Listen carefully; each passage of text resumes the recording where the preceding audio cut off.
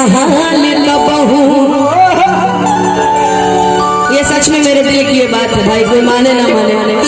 आई सन रहे दिल के कि कुछ बुझात नहीं के तो से कहो गई मिल के। लेकिन इसको शुरू से गाएंगे कि अखिया लड़ल बजब से दिल में करार नहीं है। अखिया लड़ल बजब से दिल में करार नहीं है। हम कैसे कहानी हमके तोहरा से प्यार नहीं है। तोहरा सिवाय जग में हमारे नहीं है। अखिया लड़ल बजब से दिल में करार नहीं है।